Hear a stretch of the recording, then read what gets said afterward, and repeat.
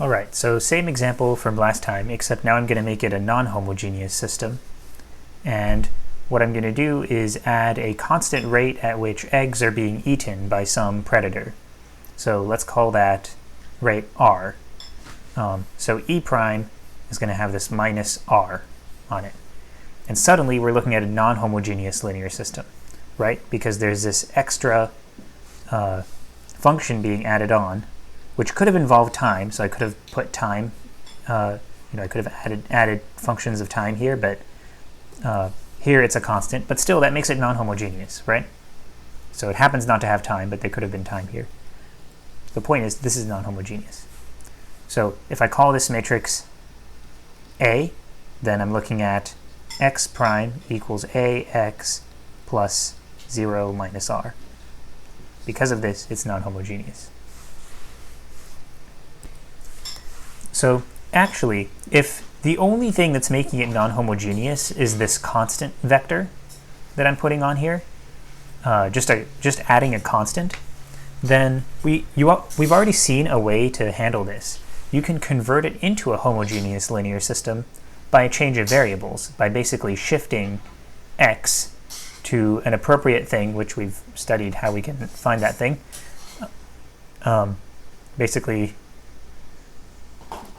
Basically find the critical point of this, right? Like find the x that makes this 0, then shift your variable x by that amount so that you turn this into a homogeneous linear system.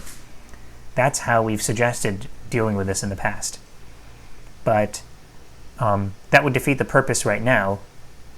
Right now, my point is that I want to show you an example with variation of parameters. So I'm going to use variation of parameters, even though that's probably overkill and overcomplicating this situation. On your homework, I think I will put t somewhere in your example so that you have to use variation of parameters, pretty much, or method of undetermined coefficients. Okay, so let's go ahead and use variation of parameters, even though it's overkill. And another thing I want to do here, other than making it non-homogeneous, is I think it will help if I just pick numbers for m, b, and h here, or at least maybe pick numbers for 2 of them, since you'll have some numbers on your homework problem, and if I pick numbers I can do a lot of the calculations more explicitly. So I'm going to pick a situation to put myself in, and I'm going to put myself in this one, where m is less than b. And maybe on your homework I'll put you in the other situation or something if I give you this problem. So here I want to pick an m that's less than b. Let me pick simple numbers. How about m is 1 and b is 2? So here's what I'm going to look at.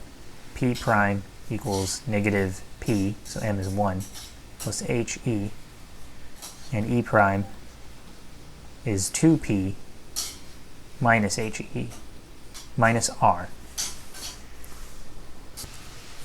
And let me make this even more concrete. How about I pick a number for h as well? How about just 1? So the egg hatching rate will equal the mortality rate.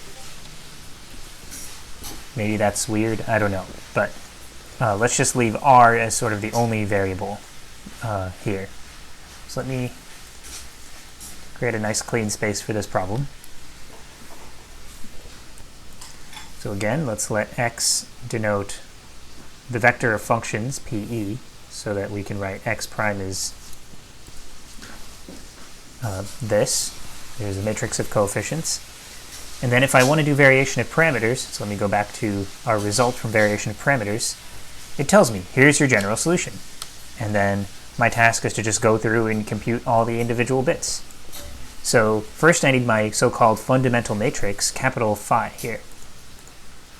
So what's my fundamental matrix? I need to solve the homogeneous linear system, right? So first I need to solve x prime equals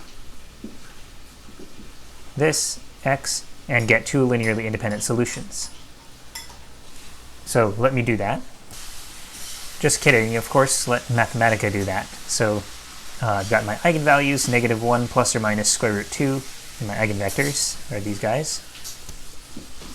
Okay, so I've got these two eigenvalues, -1 minus square root 2, -1 plus square root 2. I'm going to call them lambda minus and lambda plus, since this one is negative and this one is positive. So that's just a nice decorative notation for them, rather than lambda 1 and lambda 2. That way it's easy to remember which one's negative, which one's positive. And of course I knew I was going to end up in this situation because I chose the numbers to make the matrix have negative determinant. So let's see. And then the eigenvectors, let me just copy those over. These are my eigenvectors. -1 square root 2 and 1 square root 2. I'm going to call them v minus v plus so you can tell which eigenvalues they go with. Then I can write down my general solution if I want to, or I actually want to write down the fundamental matrix. So here's my two solutions, x1, or how about I call them x plus and x minus? Wouldn't that be great? So x minus will be e to the lambda minus t v minus, and x plus will be e to the blah, blah, blah. Okay, so there's actually a quick way to write that. How about x plus minus will be this? Okay, so now the fundamental matrix is going to be x plus for the first column and x minus for the second column. Or it doesn't matter which way you put it, but just be consistent throughout. So actually let me do the minus, x minus for the first column, since I'm writing it on the left side here. So what is x minus? It's e to the lambda minus t. So the first column is e to the lambda minus t. I'm definitely not giving myself enough space here. So that's my first mistake. Okay, so let me just write down carefully, what is x minus? X minus is e to the lambda minus t times v minus. V minus is this. So this is the vector valued function x minus. That's going to be my first column of my fundamental matrix. So e to the lambda minus t times a -1, and then here square root 2 times e to the lambda minus t. And then for the second column, I get e to the lambda plus t times 1, and then square root 2 times e to the lambda plus t. Great. So that's the first and probably the most important ingredient for figuring out how to write my general solution to non-homogeneous differential equation. Now, I also need, so I've got phi, that's great. It shows up in many places. I need to get its inverse for this, and then I need to compute this integral after I get the inverse. So, what's the inverse of this matrix? Well, there's a formula for the inverse of a 2x2 matrix. There's also techniques you've learned probably in Math 4a for computing the inverse of a 2x2 matrix. But honestly, don't do it by hand. Okay, so much easier to just use this inverse function. The same thing that I'm typing here, you can literally do this in Wolfram alpha. So you don't even need Mathematica to compute the inverse of a 2x2 matrix. And just in case it's not fully simplified, but I guess it is. Okay, so it's this. So let me copy that over. All right, so there it is, and I just pulled out the common factor of 1/2. So that I don't have to write that 4 times. And then actually what I want to do now is apply this matrix, the inverse that I got here, to the vector f, which if I look at my original non-homogeneous differential equation, that's the vector 0 minus r. And remember, this could have involved t's in it, but it just happens not to here. So I'll apply my matrix to 0 minus r. So this whole thing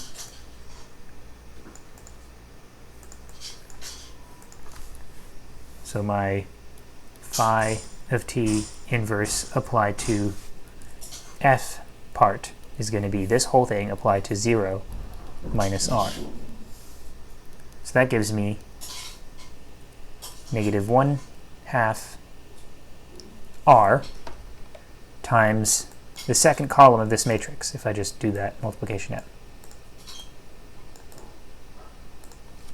If I do this matrix multiplication out, this is what I should get. Actually, I can pull out the 1 over root 2, right? Let me do that. There we go.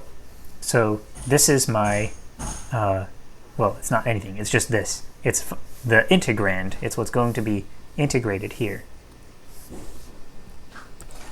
So let me go ahead and integrate it. I hope I haven't made mistakes, but there will be a way to check, probably with Mathematica, that I got a solution. So let me integrate this now.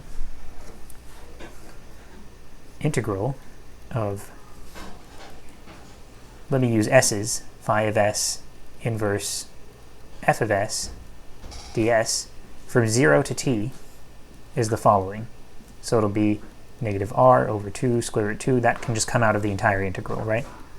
And then I'm integrating here e to the minus lambda minus t, or s ds, and here e to the minus lambda plus s ds. So what's that going to be? When you, oh, and it's a definite integral, so it's from 0 to t both times.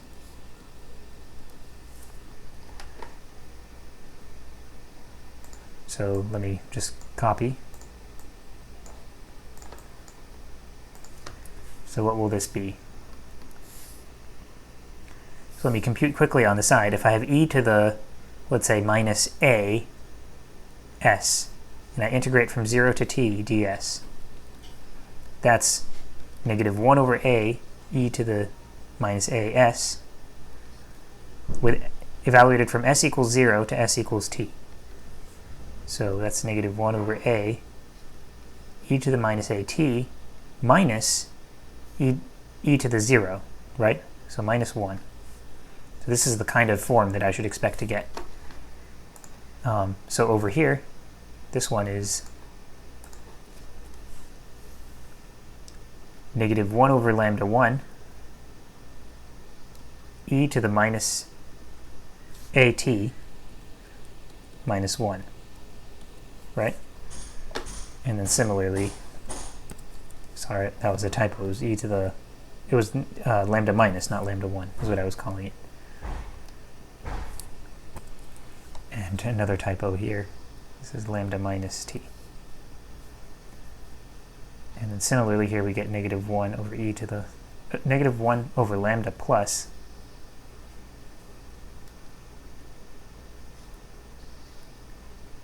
e to the negative lambda plus t minus 1.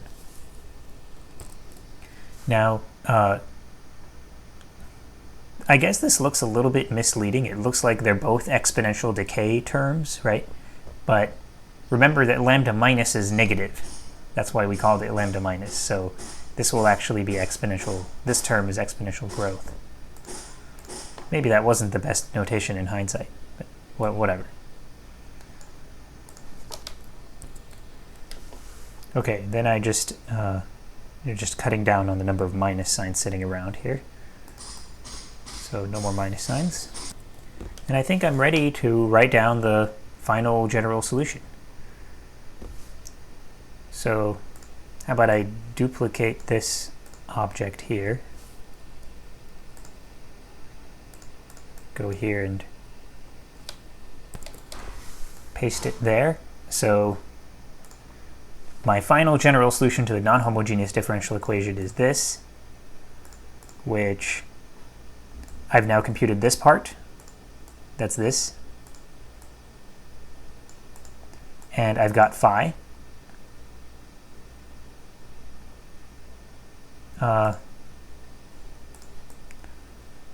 Yeah, there's no way I'm going to fit this as it stands.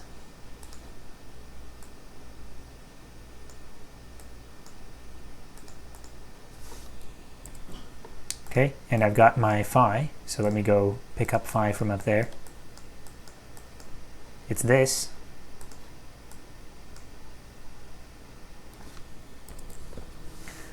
Okay, so there's my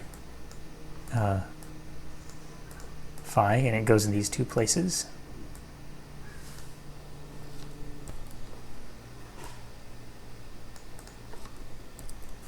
And there's my general solution.